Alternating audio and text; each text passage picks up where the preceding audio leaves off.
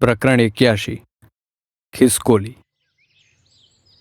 કોલેજના ત્રીજા વર્ષની શરૂઆતમાં એક સવારે 7 વાગ્યે મેં એક ઓટો રિક્ષા પકડી. મારે કોલેજ જવું હતું. રિક્ષામાં પાછળ 4 લોકો બેઠા હોવાથી હું આગળ ડ્રાઈવરની સીટમાં જમણી બાજુ લટકી રહેતો બેઠો. રિક્ષા વિદ્યાનગરથી બહાર નીકળીને મારી કોલેજ તરફ જઈ રહી હતી ત્યારે એક ઘટના બની જેણે મારું જીવન બદલી નાખ્યું. રિક્ષા ભાગી રહી હતી.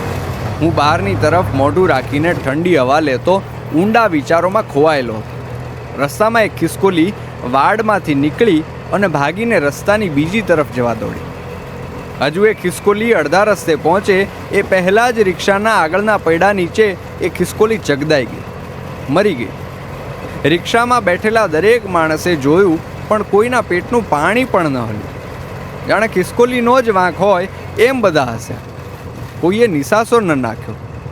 રિક્ષાનો ડ્રાઈવર પણ હસીને બોલ્યો, રોજની કેટલી મરતી હશે, આજે એક વધારે બીજું હું. બીજી તરફ મારા હૃદયમાં પડેલી ફાળ શમતી ન હતી. મારા પગનું ચંપલ કાઢીને અંદર બેઠેલા દરેકને માથા પર ફટકારવાનું મન થઈ આવ્યું. મને અંદર એટલું દુઃખ થયું કે મારા આંસુ રોકી ન શક્યો. મારા ચહેરા પર આવતી હવામાં મારા આંસુડા ઉડી ગયા. મારી અંદર જાણે વિચારોનો જ્વાળામુખી ફાટ્યો. હું કોલેજ ગયો જ નહીં. અડધે રસ્તે ઉતરીને મેં હોસ્ટેલ પાછા જવાની બીજી રિક્ષા કરી. હોસ્ટેલમાં જઈને મેં રૂમ બંધ કરી દીધી. રૂમના ઝાંખા અંધારામાં મારા બેડ પર બેસીને મેં મારું લેપટોપ ખોલ્યું.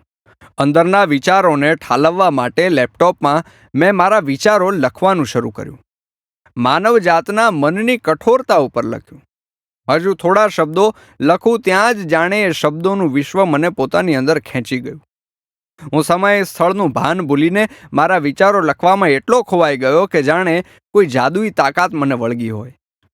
મારા વિચારો લખીને મારો આત્મા એટલો આનંદમાં આવ્યો કે મેં એ જ ક્ષણે નક્કી કરી લીધું કે હું લેખક બનીશ.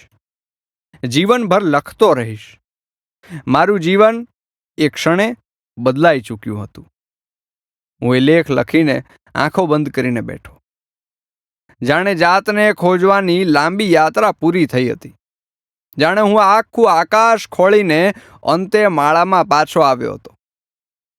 જાણે મારી માનો ખોળો ફરી મળ્યો હતો.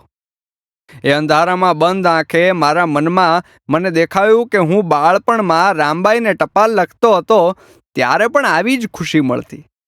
મને રામબાઈએ બાળપણમાં જ લેખક બનાવી દીધેલો. તેણે મને વાર્તાઓ સર્જતા શીખવી દીધેલું. તેના ફળિયામાં બેસીને કેવા કેવા પાત્રો અમે બનાવતા હતા એ બધું જ ધીમે ધીમે નજર સામે ઉભરાયું. મને રામબાઈ યાદ આવી. મને મારી રામબાઈ યાદ આવી. તેને મળવા નહીં જાઉં તો તેની મમતા લાજશે. ક્યારેય ન પીધેલું છતાં મારી રગોમાં રમતું તેનું ધાવણ લાજશે. એ દિવસે સાંજે મેં થેલો ભરીને અમરેલી તરફની બસ પકડી લીધી. ઉત્તરાયણને 2 દિવસની જ વાર હતી. મારે રામબાઈને ઘરે જઈને પતંગ ચગાવવા.